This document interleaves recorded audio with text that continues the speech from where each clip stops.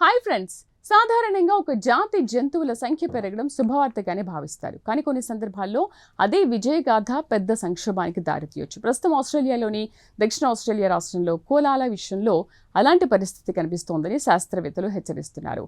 అసలు ఈ ఆందోళనకు కారణం ఏమిటో ఇప్పుడు తెలుసుకుందాం.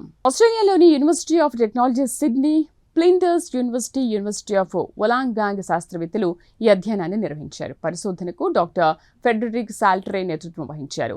ఈ అధ్యయన ఫలితాలు ఎకాలజీ అండ్ ఎవల్యూషన్ జర్నల్లో ప్రచురితమయ్యాయి. దక్షిణ ఆస్ట్రేలియాలోని మౌంట్ లోఫ్టీ రేంజెస్ ప్రాంతంలో కోలాల సంఖ్యను తొలిసారిగా సమగ్రంగా అంచనా వేశారు.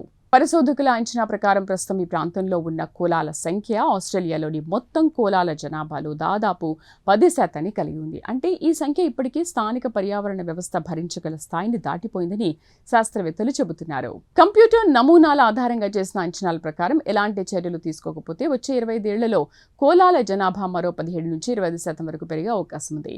దీంతో వాటికి ప్రధాన ఆహార వనరైన యూకలిప్టస్ చెట్లపై తీవ్ర ఒత్తిడి ఏర్పడవచ్చు. కోలాల సంఖ్య అధికంగా పెరిగితే అవి పెద్ద మొత్తంలో ఆకులను తినడం వల్ల అడవులు దెబ్బతినే ప్రమాదం ఉంది.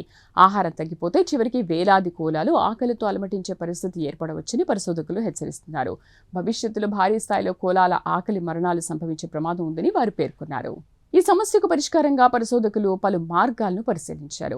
కోలాలను చంపడం లేదా ఇతర ప్రాంతాలకు తరలించడం వంటి చర్యలు ప్రజల్లో వ్యతిరేకతకు దారితీయొచ్చని వారు గుర్తించారు. అందుకే మరింత మానవీయమైన ప్రత్యామ్నాయాలపై దృష్టి సారించారు. కంప్యూటర్ స్టిమ్యులేషన్ల ప్రకారం అధిక సాంద్రత ఉన్న ప్రాంతాల్లో ప్రతి ఏడాది దాదాపు 22% వయోజన ఆడ కోలాలకు సంతానోత్పత్తి నియంత్రణ చర్యలు చేపడితే జనాభాను స్థిర స్థాయిలో ఉంచవచ్చని పరిశోధకులు గుర్తించారు.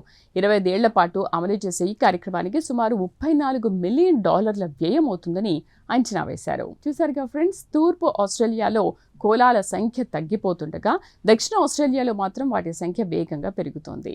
ఈ పరిస్థితి భవిష్యత్తులో ఆహార కొరత, అడవుల నష్టం, కోలాల ఆకలి మరణాలకు దారితీయొచ్చనే ఆందోళన వ్యక్తమవుతోంది. ఈ సమస్యను ముందుగానే గుర్తించి పరిష్కారం కనుగొనేందుకు యూనివర్సిటీ ఆఫ్ టెక్నాలజీ సిడ్నీ నేతృత్వంలోని శాస్త్రవేత్తలు కంప్యూటర్ నమూనాల ద్వారా పలు వ్యూహాలను విశ్లేషించారు. కోలాల సంక్షేమాన్ని కాపాడుతూ పర్యావరణ సమతుల్యతను కూడా నిలబెట్టే విధంగా సంతానోత్పత్తి నియంత్రణ కార్యక్రమం అత్యంత ప్రభావవంతమైన పరిష్కారంగా కనిపిస్తోందని వారు సూచిస్తున్నారు. ఈ ప్రత్యేక కథనంపై మీ అభిప్రాయాలు కామెంట్ ద్వారా తెలపండి. వీడియో నచ్చితే లైక్ చేసి ఛానల్ను సబ్స్క్రైబ్ చేయండి.